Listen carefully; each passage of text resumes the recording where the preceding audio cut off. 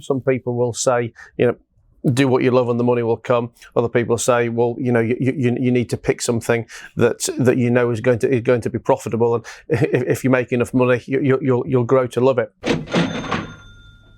I guess you could say you've got fantastic diversity whilst still remaining laser focused. It's chocolate, but it's all the different aspects. I guess I'd probably use a parallel to that in my lending business as well. That I'll always say to people, I love the lending business, because whilst lending's lending, yeah, I still don't know what the business is that's going to ring me tomorrow, and it's always a different business, a different quirk, a different reason why somebody's in that problem or got that opportunity, that we get the chance to solve.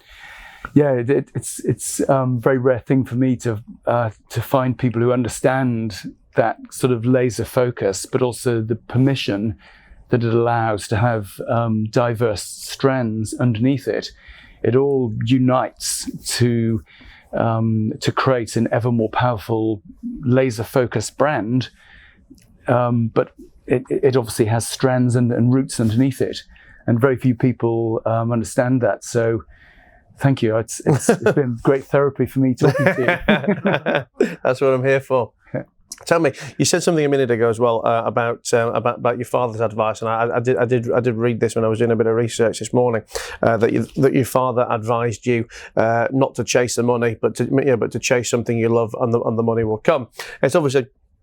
It's not the first time I've heard it, and it's something that I guess plays in my mind a lot as well. And some people will say, do what you love and the money will come. Other people say, well, you need to pick something that is going to be profitable, and if you make enough money, you'll grow to love it. For me, there is a balance in there, because there's so many things that you can love that ultimately you're naive if you ever think you're going to make any money out of them. And I've done that.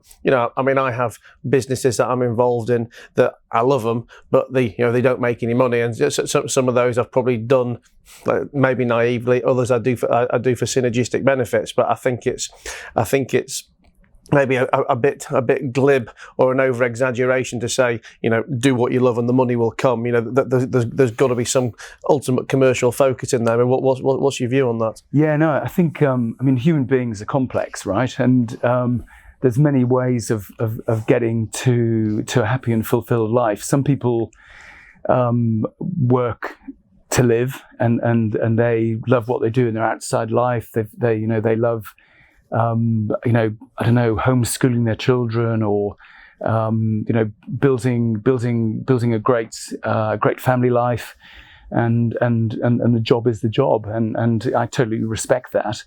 And other people are complete idealists, and they're going to be, have serial disappointments until they find the idealistic concept that actually maybe by accident starts working. But it's just really finding your own path to being in control of your own destiny, which I suppose gives you choice. If you put yourself in somebody else's thrall, and you then lose control of your idea or your life, that's not a good place. If there's a conflict in what they want to do with your business, your life, when they've got control of it compared to you. So I think keeping control and keeping your hand on the tiller is one of the keys to happiness. And even if you run the ship aground, it's you did it, rather than you've got, I don't know, some private equity money in too early, and you haven't been told what to do. And then suddenly you find yourself where you've suddenly gone from being the visionary, the ideas person, into being the doer, because they've taken over and they've decided that the business is now going to be doing this, and your plans to keep evolving it have to stop.